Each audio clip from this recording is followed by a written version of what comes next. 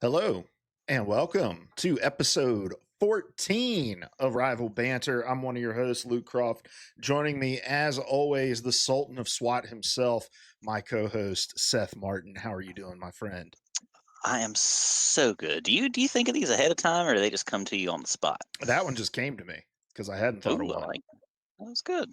That was Babe Sultan of Ruth's SWAT. nickname, I believe So, Mm. Mm. Like I swatting the balls. yeah. I mean, I think they say that in The Sandlot. You remember that classic film? I don't know if I ever watched the whole thing, but yeah. I can't. Can you believe it? That movie is where my innocence was stolen from me. I'll have to ask you about that later. Did it come out in the 80s? I think that's an 80s movie. Let's see, The Yeah. Sandlot. For And some reason, that's like a big 93. gap in my. Oh, okay. That's not too. The early 90s are basically the 80s. You know how that goes. I don't know, like, there's, like, a hole that's just, like, a big blackout in my pop culture knowledge. Like, I had not seen The Goonies until someone, like, force-fed me The Goonies a few years ago. I watched, like, the first 3 Karate Kids just, like, last year or something like that. I don't know why, I just never, like, found the '80s. I watched the '60s, watched the '70s. I feel like movies were way better in the '80s and the '60s, but I've seen way more '60s movies. Whatever. Welcome to this Marvel rival show, humanity.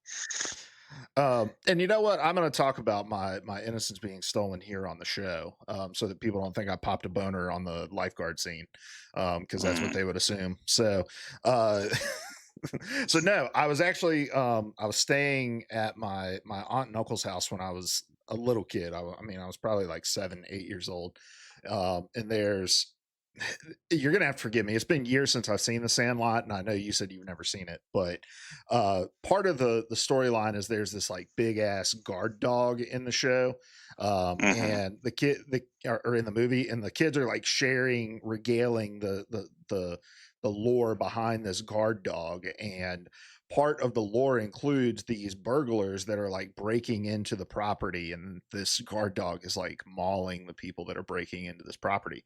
And my aunt and uncle, when I would stay with them, they had this like sunroom that we would stay in. And so it was just like a bunch of windows.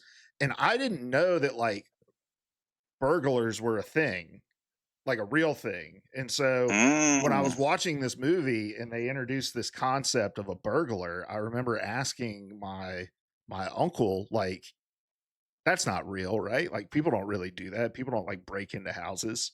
And my uncle, being an uncle, was like, of course that's real.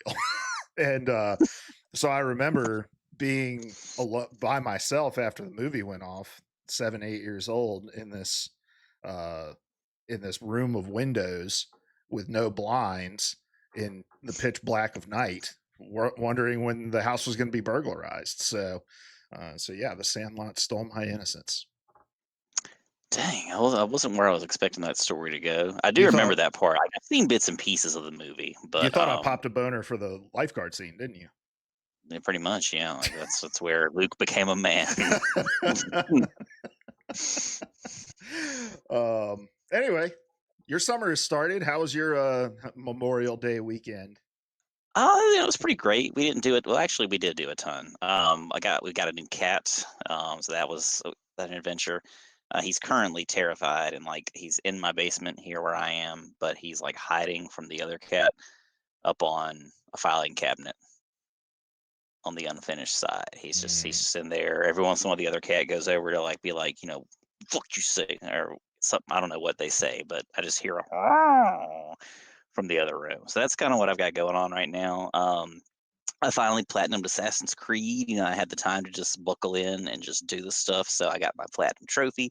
I moved on. I'm finally getting back into a Avowed over on the Xbox side of things. I really want to play Doom: The Dark Ages. I'm probably going to start that either later tonight or tomorrow, depending on how long the show takes.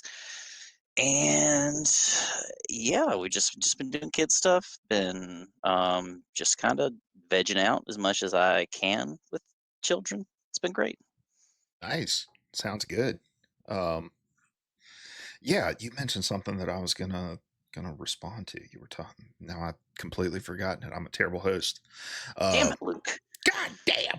I did watch the Charlotte game. I had it on a second screen while I was watching the Cleveland game on Saturday, which was Mhm, also a good mhm. game. And I will just say this, Seth. You texted me. You said I was keeping up with it, just the score on my phone, and I noticed it was what, 1-0 when you Mhm. texted me, or was it 2-0?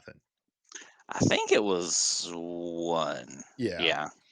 And I was like, all right, I'll turn it on. And as soon as I turned it on, Charlotte scored to tie it up.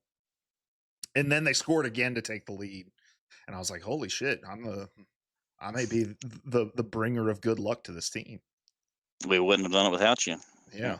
Yeah. Um, I am excited, moving back east. You guys can probably see the boxes behind me. I'm packing up the office, getting everything ready to go, and I do want to accompany you to a Charlotte match at some point this summer. So Oh, we're going. We're going. yeah. Um, all right. Well, I can't remember what I was going to tell you now, and I'm sure it was insightful and probably the best thing that was ever going to grace our listeners' ears, but the moment has passed.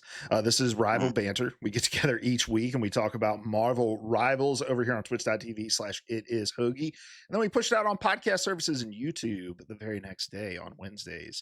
And wherever you're listening to us, thanks for listening. Leave us a comment, like, subscribe. And yeah, just want to say yet again, another great week for us as a show. We had our most weekly downloads of the podcast, once again breaking our weekly record.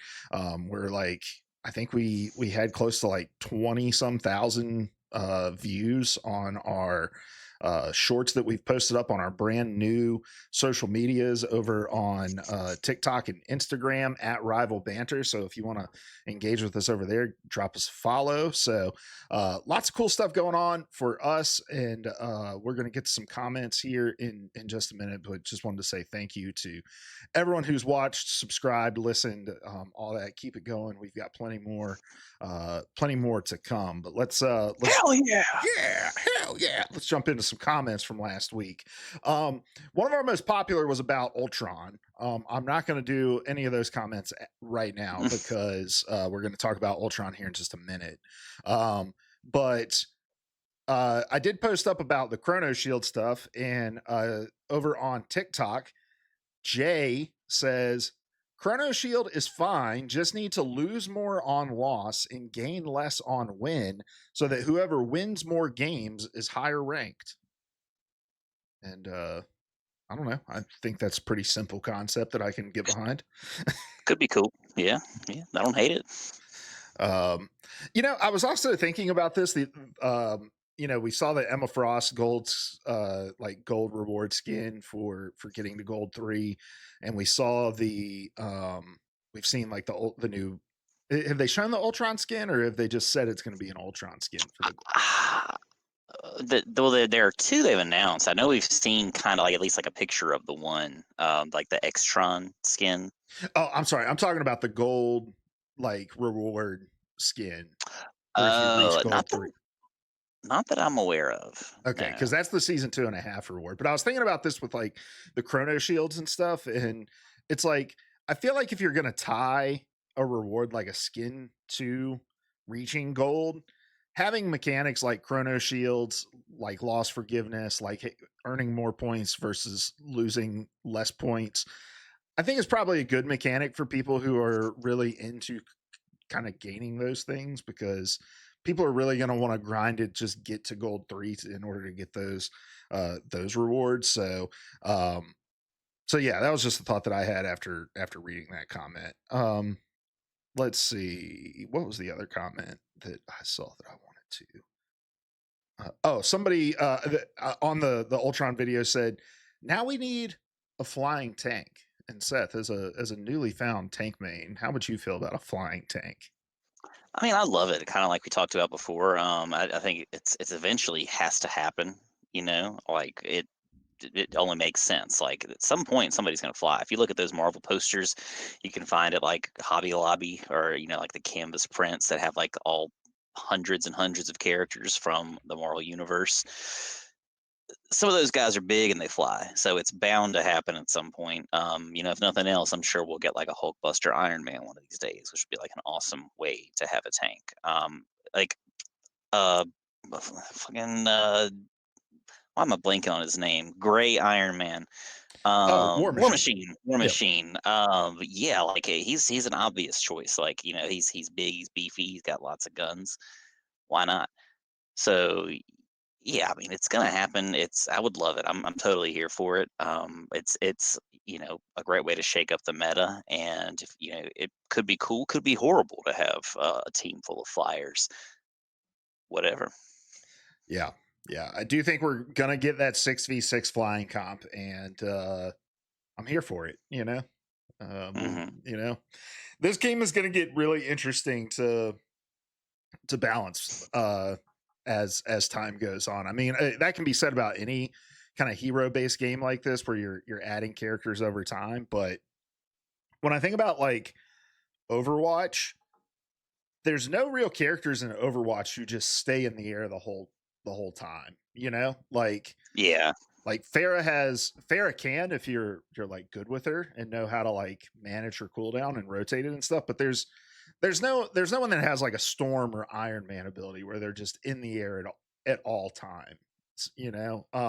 But it Mhm. makes sense in Marvel Rivals why a character has that kind of ability because it's a superhero game and flying is a staple in a lot of hero lore. So as the game fleshes out, I think it's going to be interesting to see how the developers work around the idea of more characters and more categories having the ability to fly persistently like that. But yeah, I'm all for a flying tank. I'm right there with you. And that was Trey. We had Jay and we had Trey with our comments this week. So if you want to have your comments responded to on the show, feel free to leave them over on Instagram and TikTok at Rival Banter, on our YouTube channel on the shorts or full episodes that we post, or on Spotify or whatever podcast service that you're listening to. We check all of those comments. So appreciate you guys leaving them. Seth, what'd you get up to this week in Rivals? Just kind of more of the same. We didn't play as much as I think we meant to, but we spent some time getting down a little comp. Didn't go as well as last week. I finally hit gold 2, so that's something.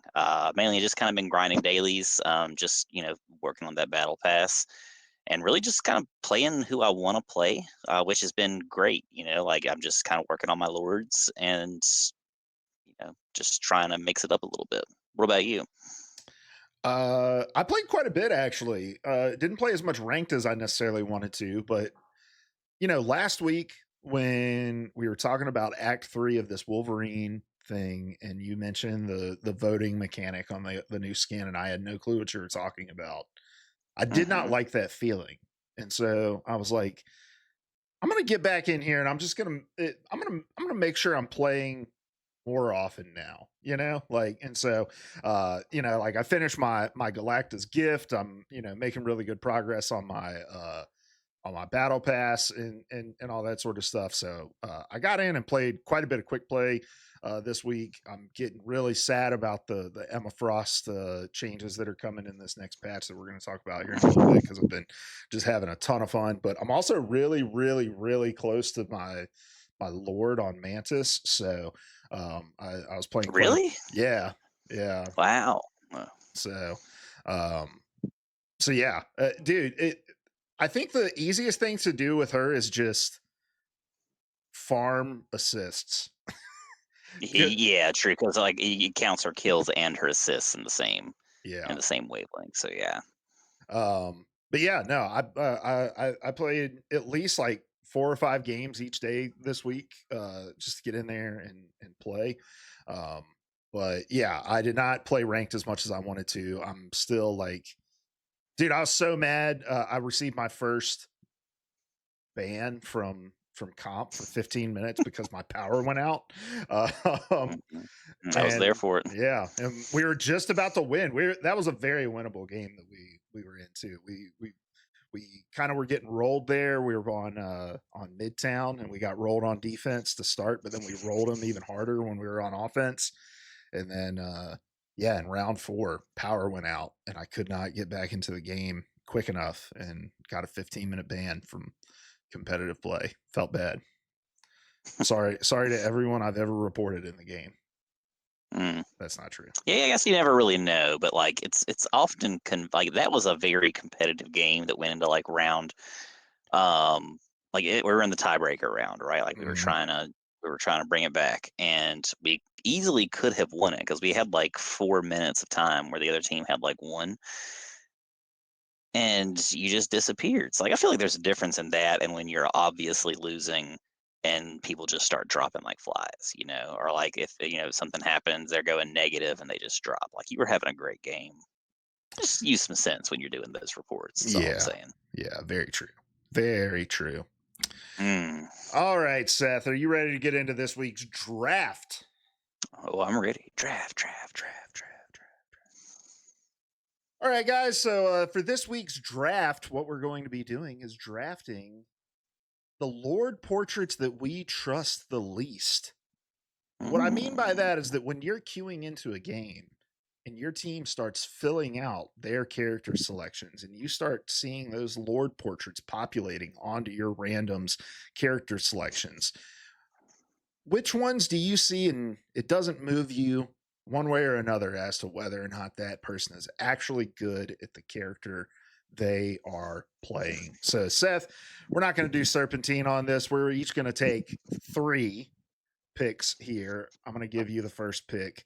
Who is the Lord portrait that you trust the least? If I'm looking at those often, I the ones I see most commonly, I'm gonna have to go torn. The man is Let's embattled. go. Yeah, I really am. I'm gonna go Moon Knight to start off. I feel like Mm. every game I see a Moon Knight, and like it's he's easy to be good with in a lot of ways. There also just aren't a lot of people that are super great with him too at the same time. So I would go with Moon Knight. Draft one, pick one. Considering Moon Knight is the one DPS character I'm the closest to having a Lord portrait on, I'm in favor of that pick because I am a terrible DPS player and I almost have Lord. Mm, I have a pick I want to make, but I'm not gonna make it, and I'm instead gonna go for another pick. And I don't want you to take personal offense to this, Seth, but I'm hmm gonna go Cloak and Dagger on. That was gonna be my next pick. Yeah, I yeah. feel it mostly because I feel like I don't ever see a non-Lord Cloak and Dagger at this point, right? So it's one of those like um, you know how some people are like, I just think God is everything, like God is nature, and it's like, well, if God is everything, then nothing is God, right? Like if Mm, every Cloak and Dagger is a Lord, then no Cloak and Daggers are Lords. So mhm. yeah, it just doesn't move me one way or another if I see a Lord Cloak and Dagger. For sure. All right, I would go. I'm gonna say just the next one I kind of most commonly see is probably Invis. Kind of the same logic. Like I feel like most people that play her pretty consistently enough to become Lord. And yeah, I mean, oftentimes it's not necessarily the greatest, but it is what it is. And you can probably say that for just about any support, but I feel like I never see Lord Jeffs or Lord. Rarely see a Lord Loki. You know that kind of game. Yeah, I think for my second pick, I'm going to go with what I was going to go for my first pick, and that's just going to be Spider Man. I Like, was just looking at him here on the roster. Yep. yeah, the number one trick, a lot of just time played lords out there that they've played the game 400 hours and all 400 hours are on Spider-Man so that they unlocked it. It doesn't convince me one way or another that that person is going to be a good Spider-Man. I think I've got a pretty good third pick. Go for it. All right, I'm gonna go Emma. And it's because that's like around the time that season 2 dropped and we got Emma is when the game kind of had to change the way that you can rank up your lordship. We kind of had those two um, separate tiers or ladders for getting experience towards that lord title, right? people were just like going in and farming in Conquest or a Doom match or whatever the game mode was, and there were people like within a day or two that had lured like which I guess it could be done if you really played quick play or competitive enough, but you've got to like really lock in to get that much time to achieve that lord title. So for people to be doing it that quickly, most of the time, if I see one right now, I'm like, "You're not. That doesn't mean shit. Get out of here." But I could be wrong. That's just I'm judging books by covers. Yeah, no, I think that's a good call. I think my last pick is going to be Rocket Raccoon. Um, Mhm. just because a lot of Rocket Raccoon heel botters who don't do anything other than that, and you can, you know, farm your Lord portrait off of just heel botting on your Rocket Raccoon. Played with a lot of Lord Rockets who are gonna do 30k healing and 0 damage, so yeah, the Lord portrait doesn't do much for me there either. Yeah, yeah. I like those picks. Yeah, all right. um yeah, let us know in the comments what Lord portraits you guys trust the least, and who knows, maybe next week we'll talk about which Lord portraits we trust the most. A little shadowing. All right. Foreshadowing. Thor shattering. All right, Seth, let's move on to the news. Let's talk about our new skins here first and foremost. We've got a new Groot skin, and it's Ultron release week, and we'll be talking more about Ultron here in just a few minutes. But we have the E Groot skin and the Ultron Xtron skin coming to the game. I feel like every Groot skin kind of looks the same too, if I'm being honest with you, which I haven't seen like this one in action. I don't know if it's got any special animations or anything like that. Yeah, I kind of feel the same way. I do like it's got a little color in there. Like you've got the little like gemstones or whatever The floating runes. around, those runes. Yeah, I mean, I'm not gonna buy it. I don't play them anyway, but like, it's kind of hard to just make a wooden dude look different enough to, I guess, pay for it. But that's maybe just me. I like some of the skins they've come out with before, but they're definitely not super duper different. Yeah. Yeah. And the Ultron skin looks cool too. I don't know how much I'm going to be interested in playing Ultron. I'm not a big like fan of playing most flyers, so doesn't hmm really doesn't really speak to me. Uh, but I think it's cool. Is Ultron like normally an X-Men character? Have we talked about this? No, not typically. No. Oh, hey, dude, you came down. Oh, my It's cat. the aforementioned cat. Um, I don't, not typically. No, he's kind of just like I would go that more that he's like an Iron Man or just kind of a general Avengers level villain. But I don't know. I'm still working my way to some of that, like the kind of huge Krakoa arc. So he could actually pop up in the lore. I don't feel like he does, but could be cool. Mm.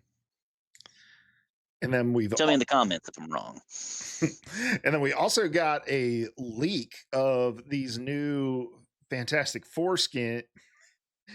Dude, you can't say Fantastic Four skins, can you? On live television. Well, you might as well, right? Is that what this is?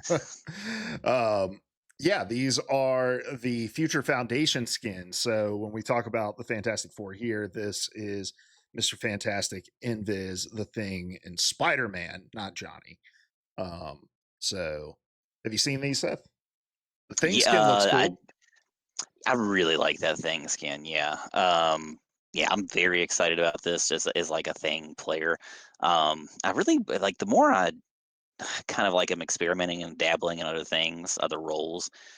I want to work on my Mr. Fantastic game, and I think something like this will be a good incentive. And I say that I've been working on my way up to playing more Hulk. Haven't touched him in a while, but still, like this is the kind of thing that gets me interested. I even like the Invis skin's cool, but like that, there's something about that thing. If it's whether it's the orange and white or whatever that pops, again, it's just like different. It's variable, right?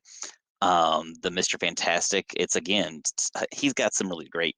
Well, I guess he's only got like two, but the couple that he has, like the Maker, is it Maker?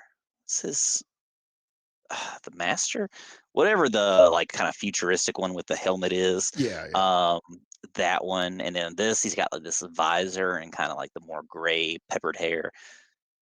I'm totally here for it. I like pretty much all of this. Even in Viz, like her haircut's different, right? Like that's cool. I like it.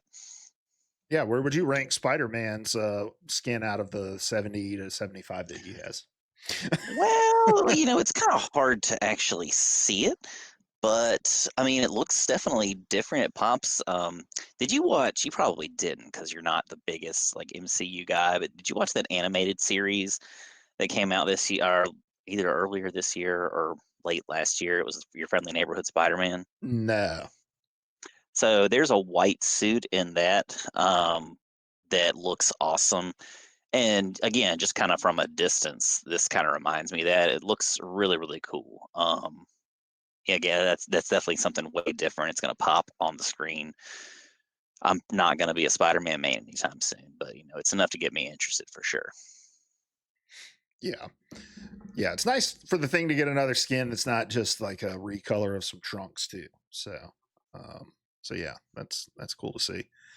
All right, I feel like I don't ever have a whole lot to say about the new skins, except yeah, that looks cool, and I'll probably not buy it. Uh, but Just threw up down beside my feet, by the way, so I'll just have to wait. all right, well, we'll talk about the other stuff that's in the news as we get into our topic here, which is season 2.5 news has arrived, and there's a lot to unpack here. So we are going to spend the rest of our episode talking about season 2.5, and we're going to start with our brand new character, new strategist, if you can call him that, Ultron. And I am going to I'm going to mute this tab first, and then I'm going to play this trailer because Lord knows it was going to be real loud otherwise. Um, so yeah, we've got Ultron, new flying strategist. He has this primary fire, which is a beam. He's got this little like burst movement where he can gives him some escapability. He can quickly change positions. And we'll open up his kind of character sheet here in just a second and break down what his like drones do, because he can assign his drones to different people to give them some healing and stuff like that too. But Seth, just based off of the trailer when you watched it, what were some of your thoughts on Ultron? I was a little more hyped when I saw the trailer. The more I kind of thought about it, it didn't seem like he was actually doing all that much. And I think I'll kind of leave it to you to kind of fill in what you've read about, like on public test servers and stuff, like kind of the early access people have said about him. Looking at his kit here, he does have more healing than they didn't really, I feel like, show off his healing capacity in the trailer. Maybe I missed that part somewhere in there, but I feel like they just kinda made him seem like this damage monster, and I don't know that he's really either of those things. But again, I don't know. It's too soon to tell. Yeah, let's go through his kit real quick, and then we can talk about some of the stuff that's coming from the playtest. So his primary fire is the encephalo ray, where he unleashes a burning energy beam, which has no damage fall off. He can hit you from across the map, which is crazy.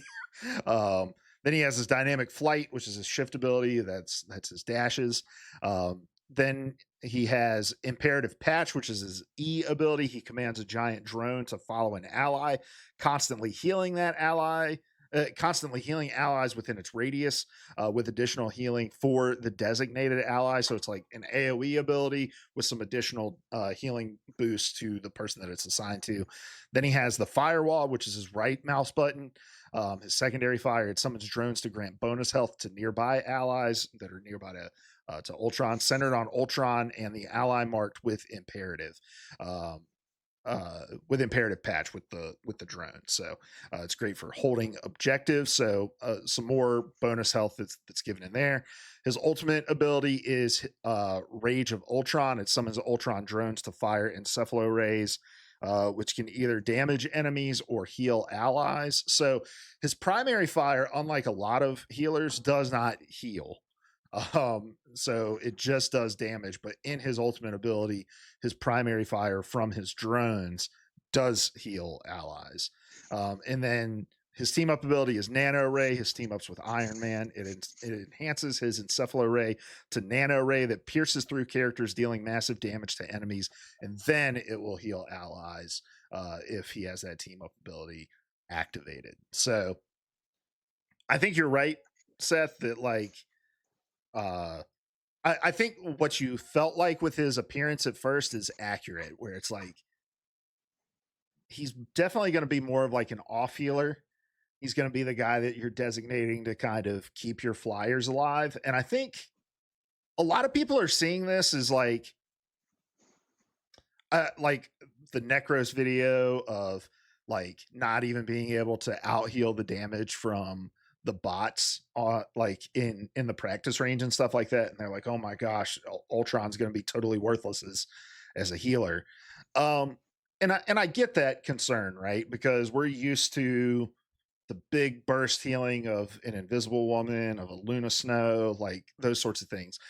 But I don't think you want that kind of heavy burst healing in the sky with your flyers, right? Like, do you really want a Luna Snow style healer being able to be right next to your Iron Man while you're trying hard as hell to counter him while he's in the air? Like, you need somebody who's going to be able to empower and enable that Iron Man somewhat without it being like a pharmacy that you're having to deal with, where the Mercy's just pocketing the Farah constantly, and there's just nothing you can really do about her, right? So I think it's much more. It's going to be much more situational, and you're not just going to be able to lock in Ultron to play in any kind of a comp. You're going to have to play him alongside certain kinds of characters. And I do like the fact that he has proximity healing too, like playing him with an Iron Man, like kind of pairing them up on the board could I mean that could be cool.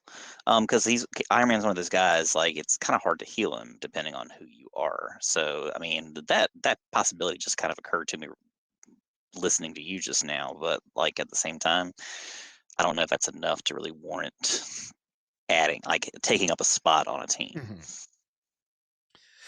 And that is going to be the trade-off, right? And I think it's going to be frustrating on weekend one for people when you've got a bunch of people who are just like insta locking in Ultron and they're just trying to play their normal compositions around him. Um, but yeah, I do think when people start to try to figure out kind of his where he fits in the meta, I think about how when you're playing as Luna and you put like the snowflake on top of some like one of the flyers, and you're giving them that uh kind of secondary burst of healing, that additional healing. I feel like the drone is that, right? Like kind of on steroids. Like you can put the imperative patch drone on your Iron Man, on your uh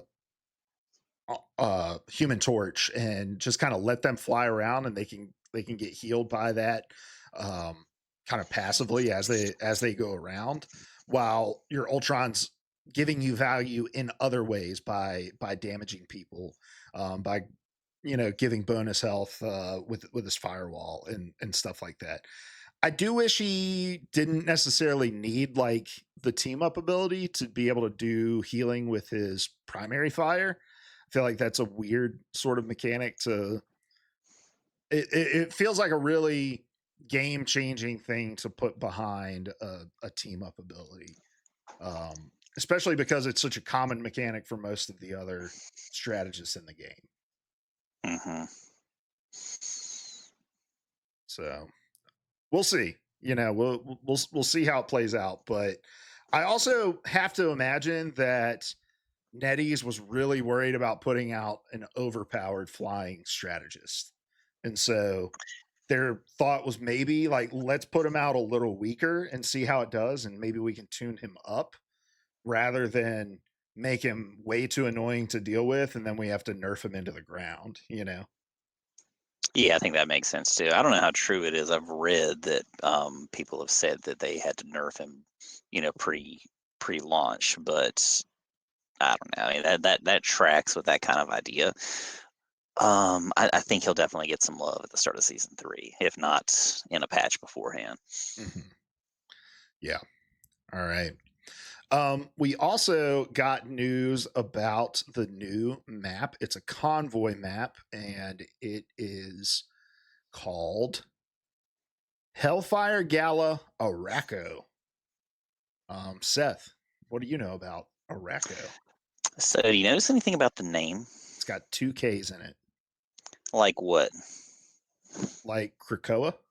Oh, Yeah. So this is it's just a it's like an mixture of the anagram, or yeah, I yeah. think that's the right term. So in the lore, Araco is like the sister island of Krakoa, like another kind of living island. So I think the idea in this story is that Ultron and his virus or whatever are taking over. Like they've kind of like infected the living island of Krakoa, and so they're kind of having to take the fight to Araco.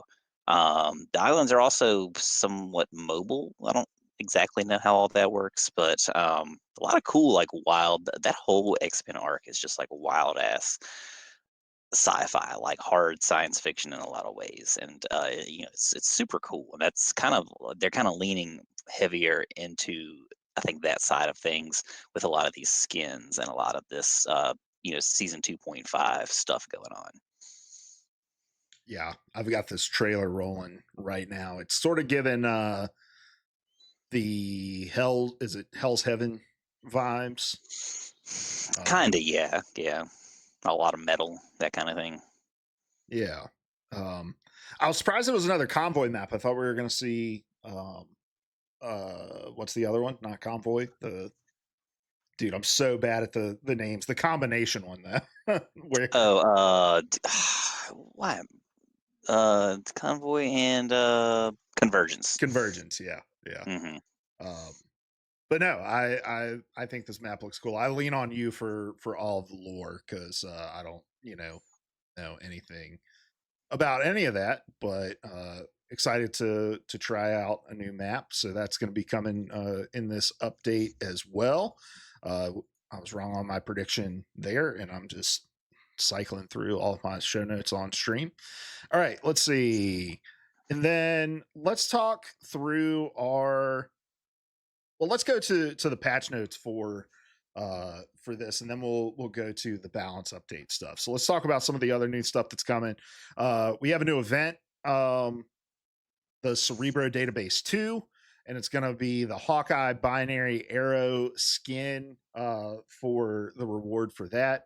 I'm not a Hawkeye main. I know you're not either, so I think this will just be one of those we're going to do it because it's there kind of things, right? Hmm. Yeah. We got new Twitch drops, which I think. Have you done any of the Twitch drops? Oh yeah, yeah. I actually was kicking myself back in April. I think when the last one was when I think it was Namor. I got like almost all of them, but I was at the beach and I kind of forgot to just open the app on my phone and watch a stream. So I got several of the kind of the Twitch themed stuff, but I didn't get the skin. I got the Adam Warlock one. I feel like there was one other one. I forget who it was even for. I don't even use them half the time, but I just kind of like having the stuff. So yeah, the Emma looks cool. I'm definitely planning on getting that. I didn't buy the Crystal Mommy skin, so this will kind of be my go-to skin for Emma whenever I do play her. I do like the skin. I'm hoping to also, win a couple games over the next couple days to get my gold reward skin for her as well. It's funny because I just don't have my rivals account connected to my Twitch. That's all that's keeping me from these skins because Mm, mm. I watch enough to get the drops. I just need to connect my account, but I do like the Emma Frost skin. But that'll be available in the season 2.5 Twitch drops that kick off between May 30th and June 27th. Then we've got some new stuff, new additions and adjustments coming to the game. We got the new mood system. Add an icon to your nameplate to let everyone know your current vibe. Have you seen this in action yet, Seth? Because I have not. Um, I just kind of like I watched I don't know what you call it, that kind of like extended video. It just kind of like teased it a little bit. I like it. It's just kind of like adding kind of themed emotes, or not emotes, but like emoticons, whatever you call it, emojis, Hmm. something like that, to your player card, it looks like. And like, cool. Any other like further customization you can get, I think that's always welcome, you know. Yeah. Speaking of, we also have a new emoji system. Express yourself with bubble emojis during combat and on the play interface. I think this is cool. Kind of leans into the comic book vibe. You know, you get the little dialogue bubbles that pop up. You do this stuff in League too, where like you make a big play and then you know flash your little emote over top of your head to shit talk. So that'll be fun. Just another way to BM players in game. To ensure you never miss vital info, we've added a recommendation feature in the team lobby. And then they've revamped the layout of information on nameplates for better clarity and style. The hero selection wheel now displays Lord avatars, which I think is pretty cool because everybody else can see your Lord avatars, but you don't see them until you select your characters. The career system now supports showcasing more custom content and stats. And then new ranked rewards are in a shiny new costume for reaching gold, which is your gold Ultron. Golden Ultron, along with all new crests of honor for Grandmasters, Celestial Eternity, and Top 500. Your new skins are coming, which is the Groot, Extron, the Ultron Mechanical Phantom, and the Chibi Jeff bundle, which is your new mood icon. So, uh, yeah, more stuff to buy in the game with the mood icon with the mood icons. And then combat chests are live for a limited time. Earn experience by participating in matches and level up your combat chest to unlock level milestone rewards. The combat chest is packed with costumes and related content, emojis, mood icons, and more rare treasures. So this is just another like system. Pretty much, yeah. And I've seen people kind of hate on this a little bit too, just like it's extra. I'm like, you don't have to get it. Like, it's just another thing that you can do, you know. And especially where it's smaller, I think the price is what, like $5. I'll be getting it. Like, why not? If I'm going to be playing the game, something else to work towards, you know. So I say bring it on. But I know not everybody can do that. But again, you also don't have to. So like, it just in my opinion, more is better. It's only kind of expanding the game.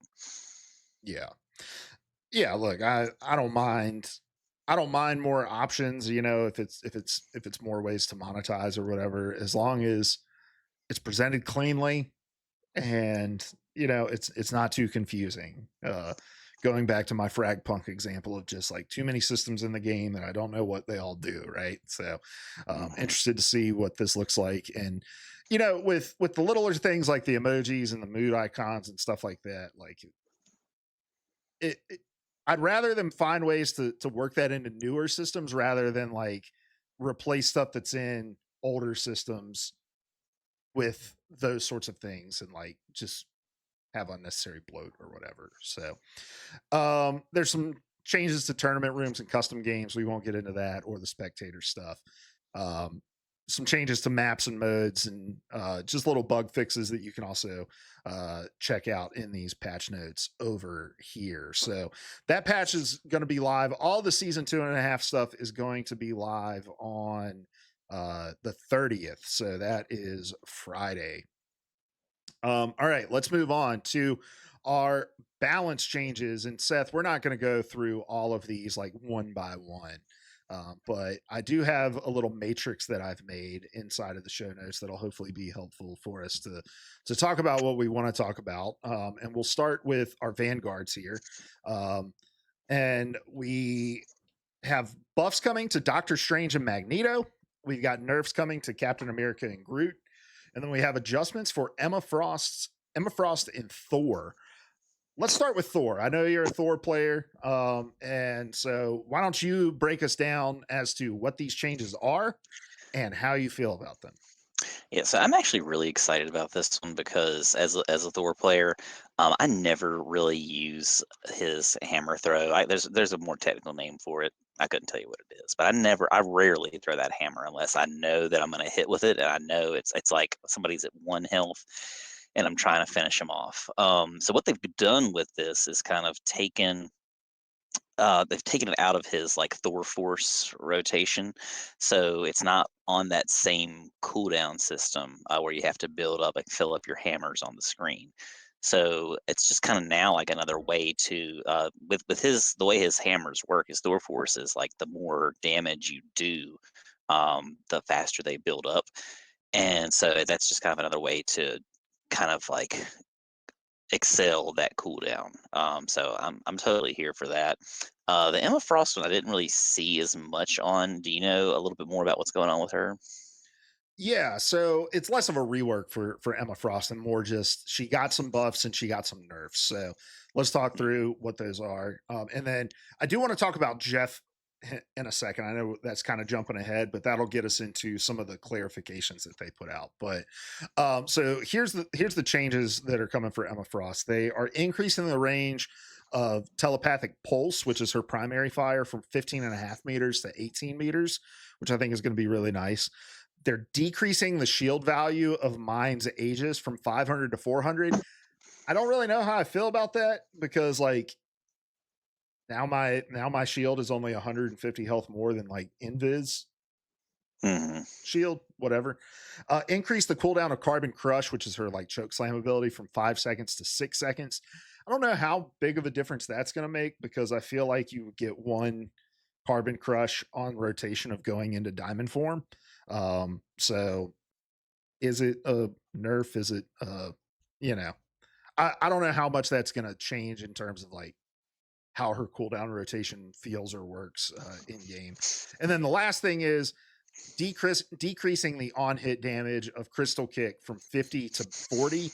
And then it decreases the extra damage dealt when propelling the enemies into the wall from 100 to 90. So basically, it's just a buff to her primary fire, and then kind of nerfs to some of her additional abilities. Which I think the nerfs to the kick and stuff are totally fair. Like her you could combo backlines pretty easily if you choke slam them into a kick into a wall. Like that combo, you could basically 100 to zero uh, a lot of support characters. So I think those all make a lot of sense to me.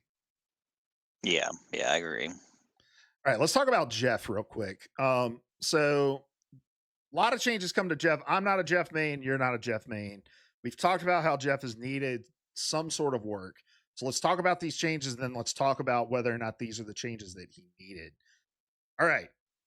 So they have added a new effect to Joyful Splash. So this is primary fire. It now also deals damage to enemies at 70 damage per second and can heal allies through other allies and enemies.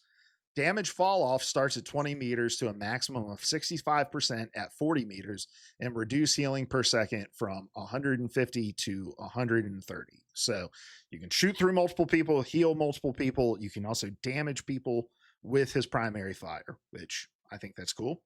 Change Aqua Burst to charge ability, max 3 charges. So no longer do you just get infinite secondary fire on him. You get a max 3 charges, and it takes 3 seconds for each charge to recharge.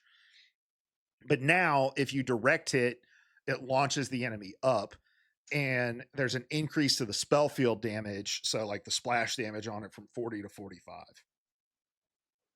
Honestly, if they would have just made that change to Jeff, I would have been like, okay, that's cool. Like, that's really all you needed to do, right? But there's 4 more items on this list, 5 more items on this list. All right. Change the effect of the healing bubble from a one-time healing to healing over time. So no longer do you get the instant 85 health, you get 120 health over 4 seconds. So this is mainly a nerf to Jeff's direct survivability because he mainly uses his bubbles to like keep himself alive in people's backlines, right? So it reduces the max charges from 6 to 3, and it removes the enemy launch up effect. So you only get 3 bubbles. It's 120 healing over 4 seconds rather than instant 85. It's Jeff's ultimate ability overflow healing on swallowed allies now grants 45 health per second as bonus health up to 150. Increase the damage reduction received when taking a critical hit from 50 to 70%. So you take less damage when you're transporting people in your ult. And then the energy cost of It's Jeff's ultimate ability has been decreased. Hold on. Oh, I'm sorry. It increases the energy cost of It's Jeff from 4,000 to 4,500. So it takes a little longer to get his ult. And he's also going to have a new team up ability with Storm, where he gets this new Sharknado thing. He gets a new team up with Venom, where he can launch out these tendrils that will heal people that they're connected to. Seth, I've been talking a lot, so you tell me, what do you think of this, and then we'll talk I about mean, some I clarification. like all of these things. I think this is exactly what he needed, and it is. I mean, it's a game changer for him. Like he's going to be, I think, one of the most viable healers there are. I love that just like it. A lot of it just makes sense. Like the fact that they're changing his primary fire's function. That's just how water works, right? Like it's not just going to hit one person if you're shooting a giant hose of water the direction of a lot of people. So like it's going to hurt who you need to hurt, it's going to heal who you need to heal, and it's going to affect multiple people. So I mean that's just like that's astonishing that I think the amount that that's going to change how people play him. So and how much people play him. So I mean he's already been popular, he's lovable. Now he's got kind of like the bark to follow up the bite. Yeah. Um. Honestly, I think they did a little too much to Jeff. Um. Yeah, I could see that for sure. But I mean, he's going to be a different character to play in a lot of ways. Yeah, and I think I think it's very clear that NetEase did not want backline Jeff to be a thing. You know, um, Mhm. they didn't want his secondary fire to and his like survivability when he has his little like hide and seek thing, which is something that did I mention that in here? So that doesn't seem like it's in these patch notes, but his hide and seek is no longer in. Here it is. Add a new effect to hide and seek. It now has an energy cap, max 120, that drains by 20 seconds while submerged and restores 15 energy per second when not. So he can only stay underground for a max of 6 seconds at a time before he has to resurface. So, um, That's probably pretty good. You know, like it's gonna I think work on a lot of those backline jeffs that you get. yeah, If it's harder to stay down. yeah. And I think Jeff is just one of those characters where it's like his kit's always going to be hard to balance across uh all of the different elos, like all the different ranks, because a high tier player is not going to have a hard time dealing with a backline Jeff. It's the reason you just don't see a whole lot of Jeffs in top tier play, right? You can hit his tiny hitbox that he still has when he's in hide and seek or whatever. But when you're playing in lower ranks where the aim is not as good, um, he becomes an absolute terror to have to deal with in the back line. And so you can tell that NetEase is trying to get him into a place where his application in the meta feels like more directed towards like, no, we want you to heal primarily and then focus on the damage as like a secondary thing, like um the aqua burst stuff only having 3 charges. Like you need to use that to fend people off rather than go seeking out fights.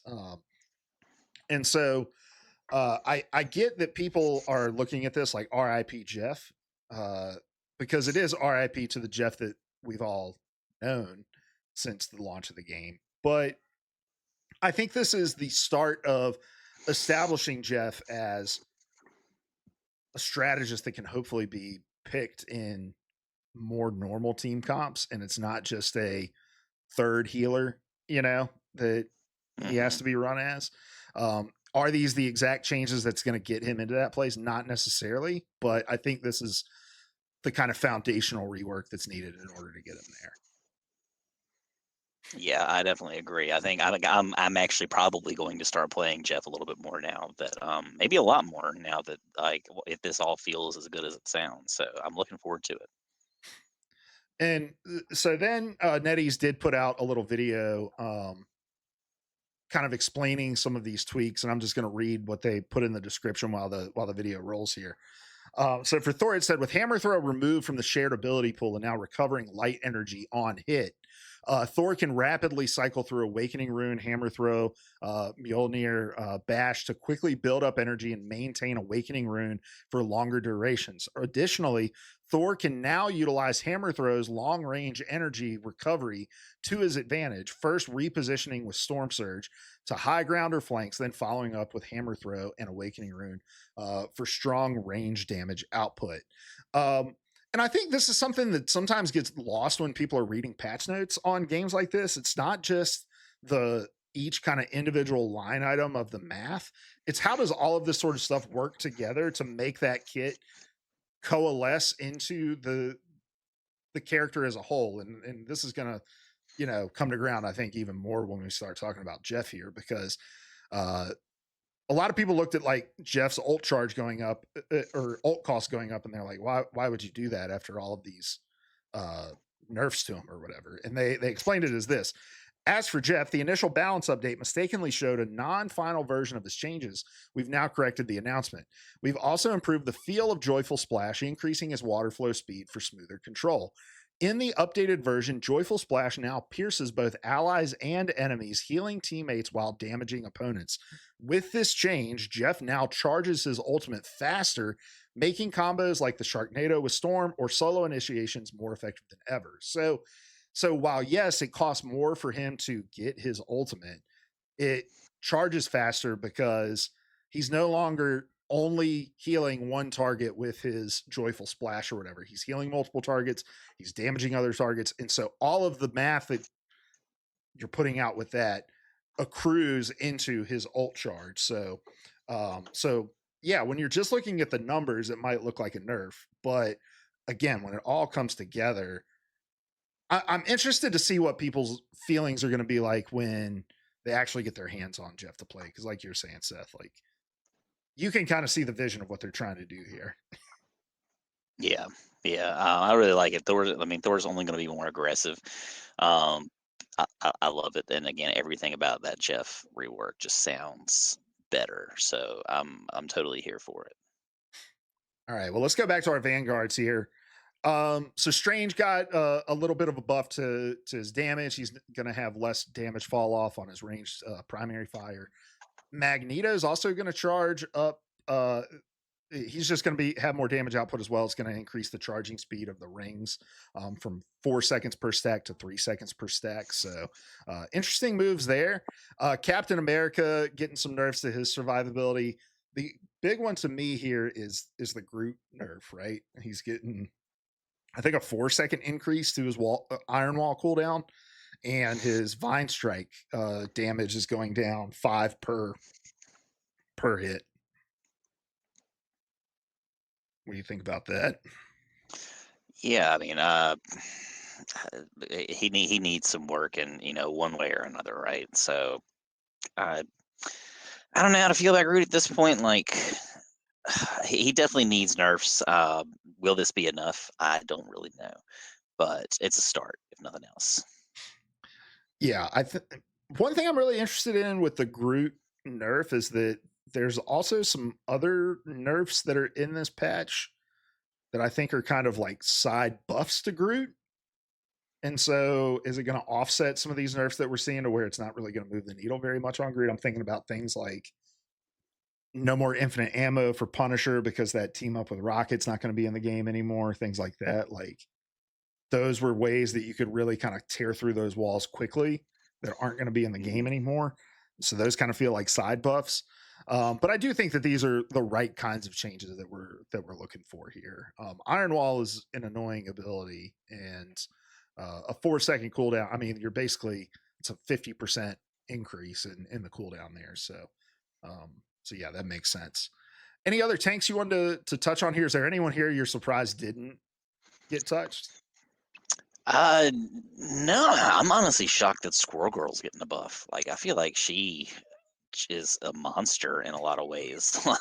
Like when I want to do a lot of damage, I go to Squirrel Girl. So, I mean, that's cool. I think Hawkeye, Hella, Storm, Punisher, they all like could kind of stand for some work. Punisher could be great if you know what you're doing with them. If you're, if you've got that aim as well. But Squirrel Girl, you don't even have to aim. Like she's just kind of there, and as long as you like don't play her aggressively necessarily, you can like just kind of sit back, hold the trigger, and just let the nuts work for you. So that's the dream, right? I don't know. It's kind of baffling to me, but I'm here for it. Squirrel Girl, great to play. I hope that she's not a menace now more than she already is. Yeah, let's go through the duel list real quick. So our buffs are Hawkeye, Hella, Squirrel Girl, Storm, and the Punisher.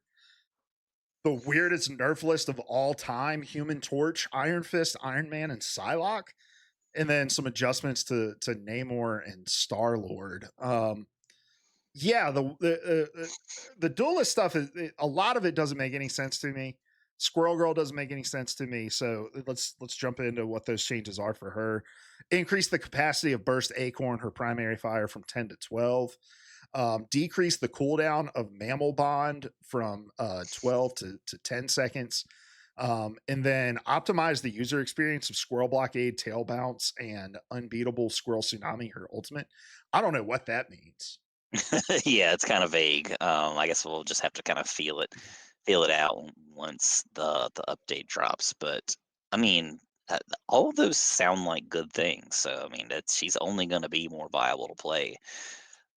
But again, how will she be to play against is kind of, I guess, the bigger question there. It sounds great on paper, but I don't know how that's going to feel when you have a Squirrel Girl on the other team. Mm-hmm. Um, Something big has to be happening with Black Widow, right? In season 3. I mean, she's not here, right? Yeah, she's not on the list. Like, did they just give up on her and they're like, we'll come back in season 3 with something with a total rework? Yeah, I mean, it's either that or I mean they just kind of leave her in the dust. And I mean, if you're gonna have a huge roster at some point, like that's just gonna kind of happen naturally to characters.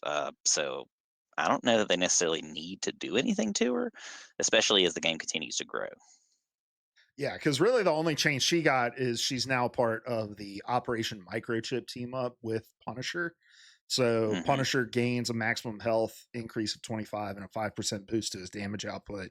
And then Black Widow unlocks a new pulse rifle ability through her team up with the Punisher. So it's basically like a railgun. She can hit multiple targets, which I don't know, looks cool in clips, but it's like how often practically is that going to make a difference for Black Widow? I just have to feel like she's in for a major rework in season 3, which is why they just didn't do a whole lot to her uh here. But Yeah, but yeah, Human Torch, Iron Fist, and Psylocke is the nerfs that they chose to go with, or were strange to me. To me, no. yeah. I don't really get any of them. I mean, they've all had their time in the sun, like where they've been super formidable, but I don't know that any of them like I don't say "oh no" when I go up against any of these guys. I say "oh no" to Squirrel Girl more than I say "oh no" to Human Torch or Iron Man. And I think some of Iron Man and Namor aren't those related to the kind of Trinity, the Hulk Namor Iron Man team up. Yeah, I mean some of that, sure. But like let's go through some of the Namor stuff. So actually, let's talk about Iron Man real quick. So the two changes to Iron Man: decrease the projectile damage of the third repulsor blast from 50 to 45, and increase the spell field damage from 60 to 55. So all that is doing is just kind of not incentivizing, but it's giving a little more forgiveness to people who aren't direct hitting, and then reduces armor overdrive maximum bonus health from 100 to 50. And he's also been taken out of the Gamma Overdrive team up altogether because he's a part of that new Ultron team up, where I think he just gets like a flat 5%. Yeah, gains a 5% damage boost inside of that team up. So nothing like crazy special about the team up for him. And then for Namor, his rework is not rework, but his adjustments increase the cooldown of the Blessings of the Deep, which is his little like bubble that he goes up into, from 15 to 20 seconds, which is a pretty significant change, pretty significant nerf there. And then some changes to his ultimate. The inner circle radius is increased by 0.5 meter, and the outer circle radius is increased from 8 meters to 9 meters. So it's just a bigger AoE. But the outer circle radius damage has been reduced by 20. But then his monstrous spawn damage fall off has been hold on. Adjust monstrous spawn damage fall off from starting at 20 meters, reducing to 30% at 40 meters, to starting at 20 meters, reducing to 50% at 40 meters. So his monstrous spawns are going to do more damage from farther away now. So that's the buff in the adjustment. But he's still going to be a part of the Hulk team up. So he'll get, but that's getting, I think, nerfed as well. It's going to, the cooldown on his like gamma overdrive monstrous spawn is going to be increased. So Cool. Yeah, 5 seconds is from 15 seconds to 20 seconds. So another big cooldown change there. But yeah, the nerfs are weird.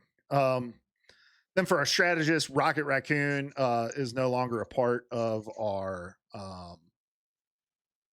of the Punisher team up. We'll talk about his team up here in just a second, but the direct hit healing amount for his repair mode is reduced from 55 to 50.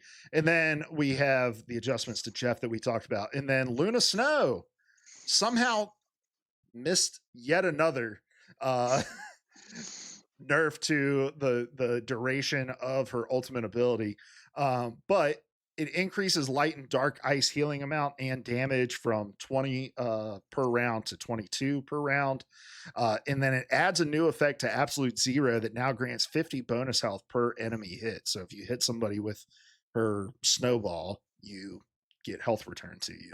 And then the cost of her ultimate ability is increased by 500 energy. So basically a buff to her.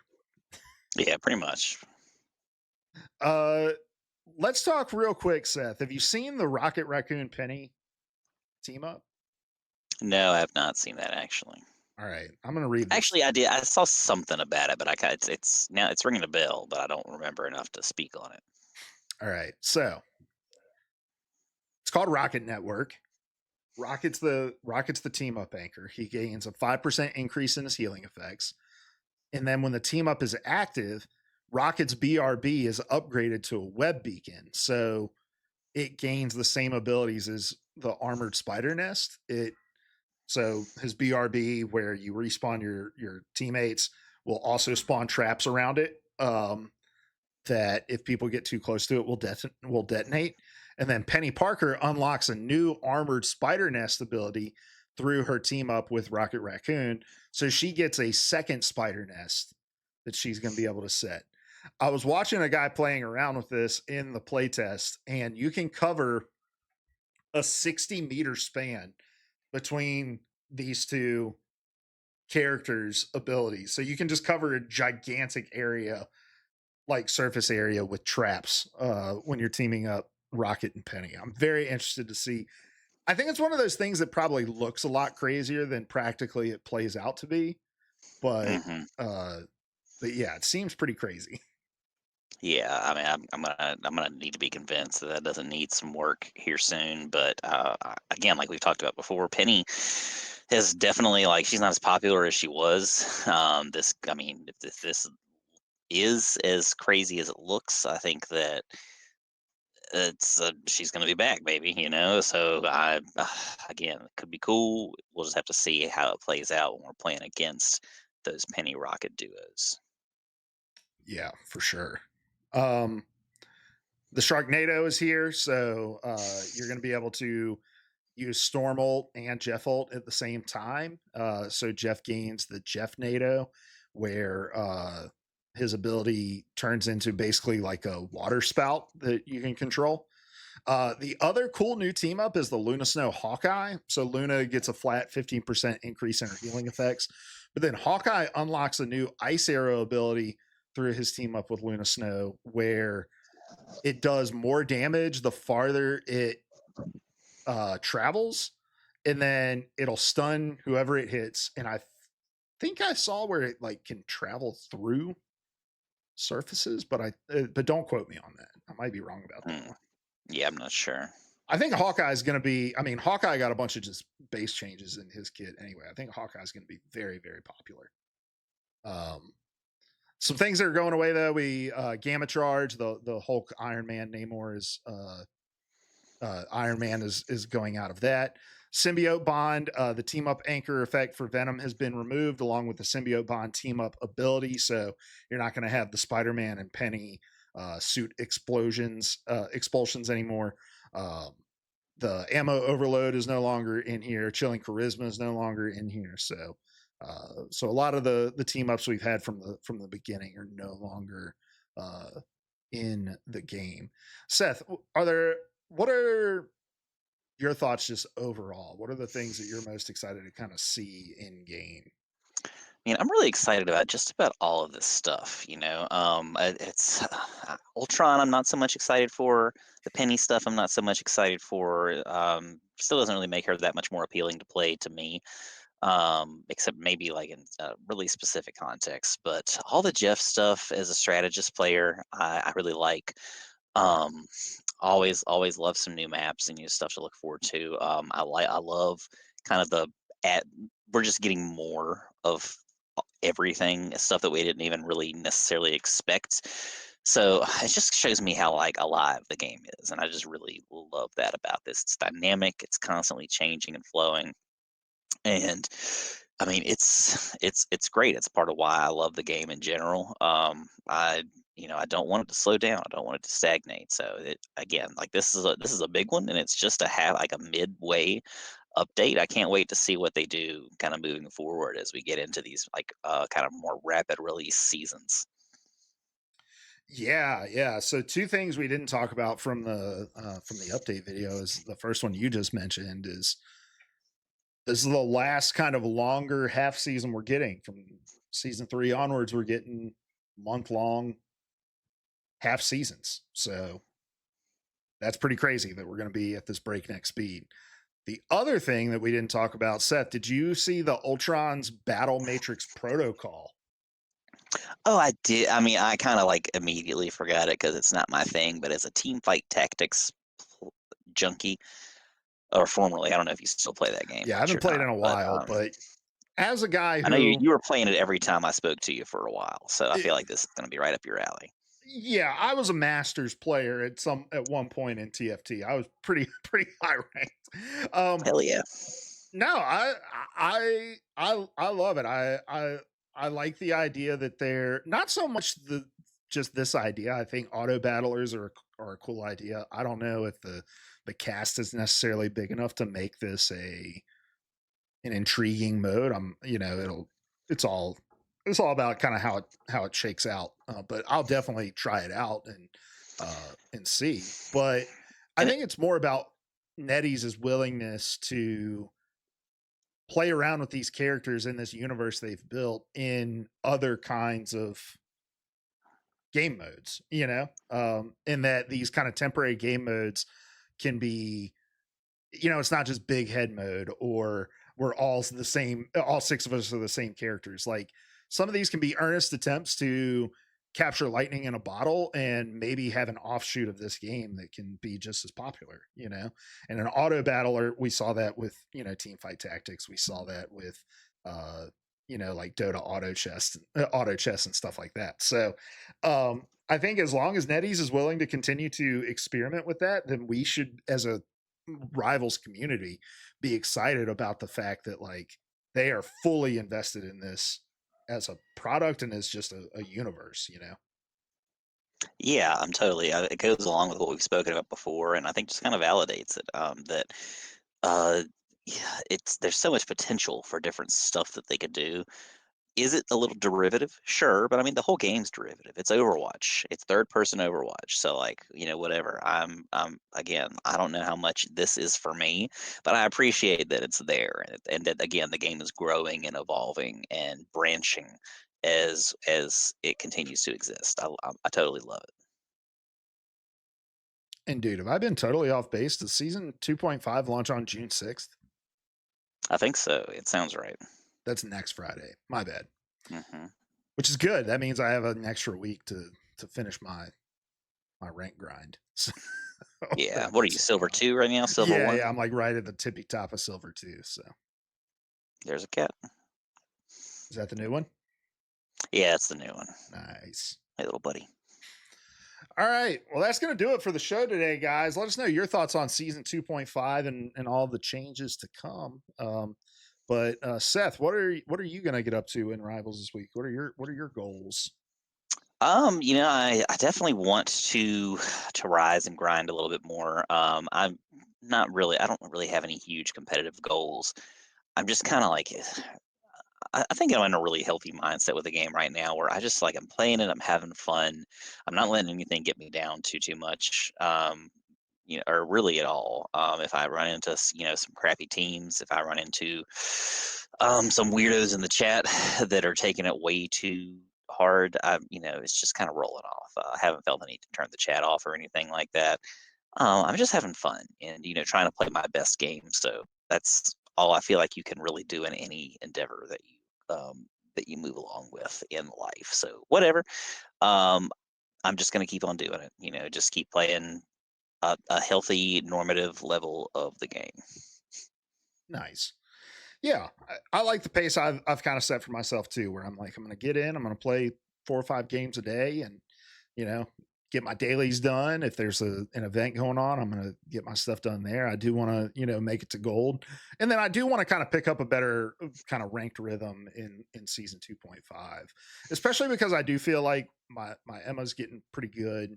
I do want to pick up a second tank main that I can kind of flex to in certain Hmm. situations. And then, yeah, I really want to finish out that Mantis Lord, which I think I can probably do this week too. Um, so yeah. All right, guys. Well, we appreciate you tuning in to episode 14. Let us know what you thought of the episode and the topics that we talked about here. What are you most excited to see in season 2.5? Let us know, and we'll read out your comments next week when we come back for episode 15. But until then, good luck in your games, and we love you. Goodbye. Goodbye, internet.